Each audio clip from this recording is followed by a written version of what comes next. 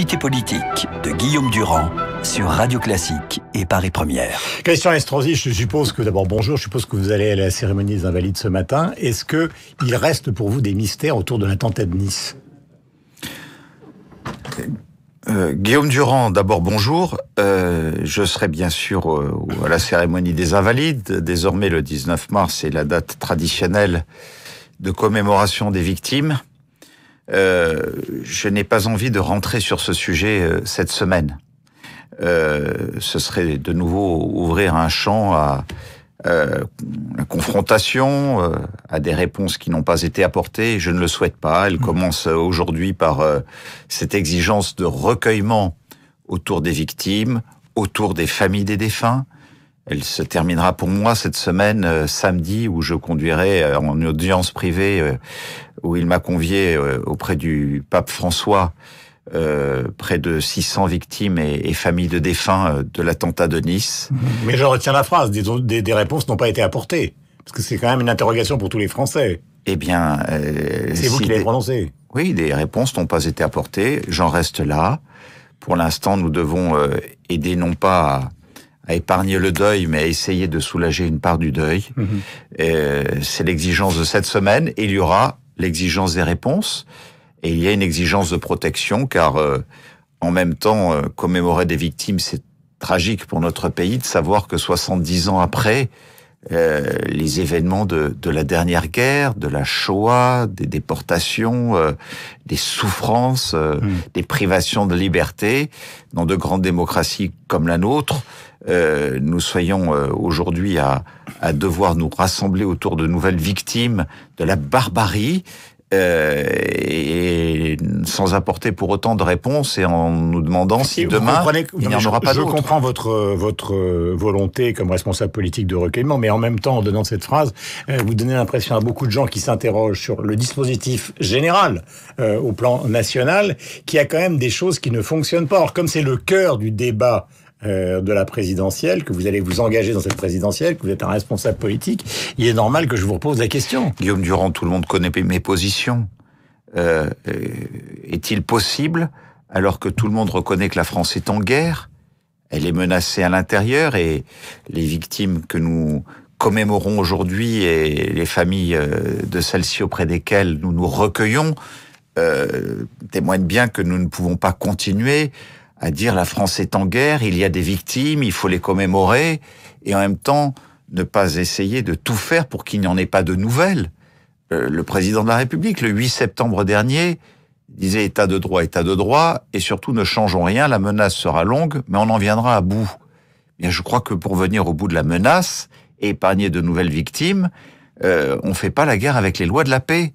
Et il y a bien un moment où il va falloir prendre des décisions, et à un niveau extrêmement élevé. Mais ça, c'est l'objet de la campagne électorale pour 2017. C'est bien la question que vous me posez. Oui, j'essaie d'y répondre pour ne pas être langue de bois. Oui, mais justement, l'argument de François Hollande, c'est de dire on va pas changer la Constitution, on va pas faire des lois d'exception, ça n'a pas de sens. Pourquoi, quand on est en guerre, on ne fait pas des lois pour essayer d'éradiquer la guerre ? Réponse. Bon, c'est sa réponse, je la conteste. Je conteste que notre pays puisse en rester là où il est. Je conteste le fait que nous puissions faire comme si de rien n'était, et qu'on considère que les lois que connaît notre pays aujourd'hui apportent des réponses parfaites pour protéger les Françaises et les Français. La preuve en est que nous avons plus de 280 morts depuis Charlie Hebdo, le Bataclan, et le 14 juillet dernier à Nice, et que les lois existantes n'ont pas pu éviter ces tragédies et ces drames. Ceux qui nous écoutent et qui votent à gauche se souviennent qu'une partie de ceux comme vous qui ont été élus donc à la présidence de région l'ont été avec des voix de gauche. Donc est-ce que il n'y a pas une sorte de... Des voix de toutes parts. De deux Estrosi, quoi. Un Estrosi qui a besoin de la gauche pour être élu, et un Estrosi qui maintenant combat la gauche. Mais qui vous dit que la gauche n'a pas les mêmes exigences que les miennes. Vous savez que parmi les victimes, on ne cherche pas à savoir qui est qui, ce qu'ils pensaient, ce que pense leur famille aujourd'hui. Je parle à la France tout entière.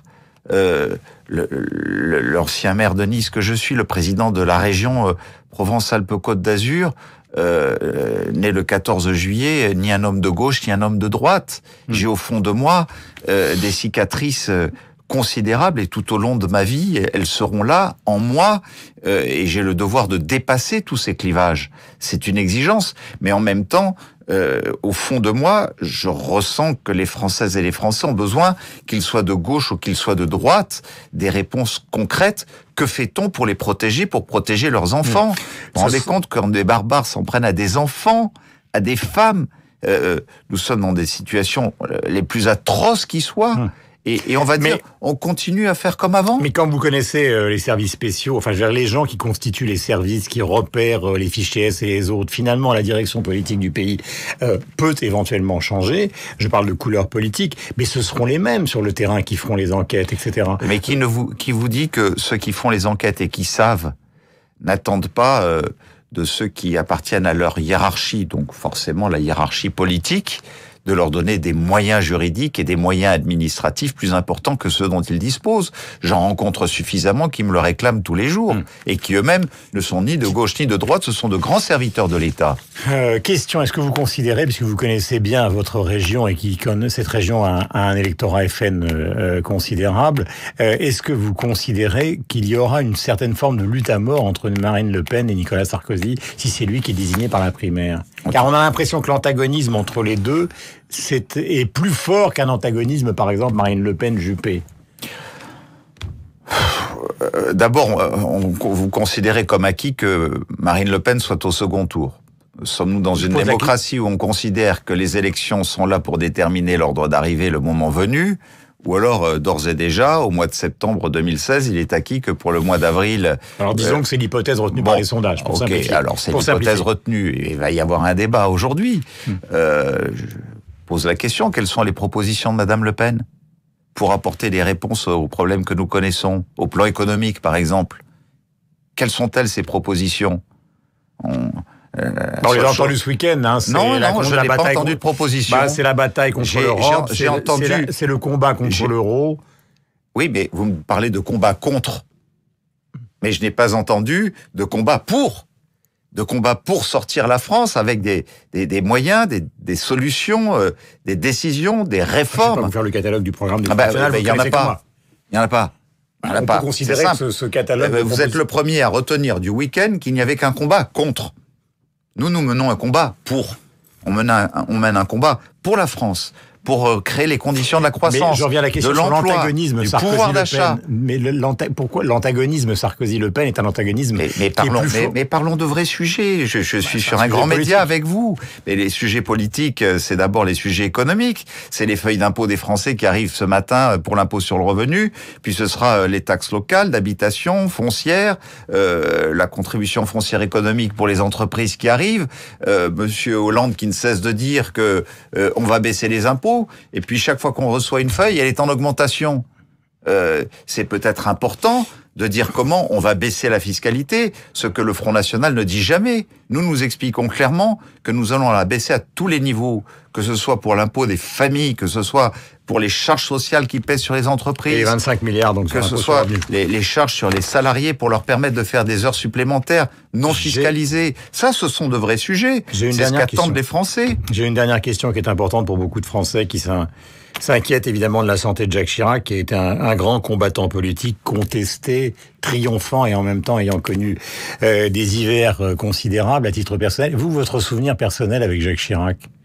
Mon souvenir personnel, c'est d'abord bien évidemment les moments où j'ai siégé au Conseil des ministres sous sa présidence, avec des temps forts, des moments où il savait aussi montrer en toutes circonstances une dimension humaine. Ce que Jacques Chirac a incarné, au fond, c'est cette France, à la fois de la Creuse, comme celle des villes, ici, en tant que maire de Paris, et ce bon vivant aussi, qui a été de toutes ces campagnes électorales, où il savait se montrer un Français modeste parmi les Français modestes. C'est ce que aujourd'hui j'en retiens, pour être très proche de Madame Chirac, qui a été la présidente de mon comité de soutien lors des dernières élections en Provence-Alpes-Côte d'Azur que nous avons gagnées. Bien évidemment, je suis attentif au quotidien à sa souffrance et je pense très fort à lui en ce moment. Merci Christian Estrosi, donc président de la région PACA, d'être venu ce matin sur l'antenne de Radio Classique et de Paris Première. Bonne journée à vous. Cérémonie à 10h20, donc ce matin, aux Invalides. C'était l'invité politique sur Radio Classique et Paris Première.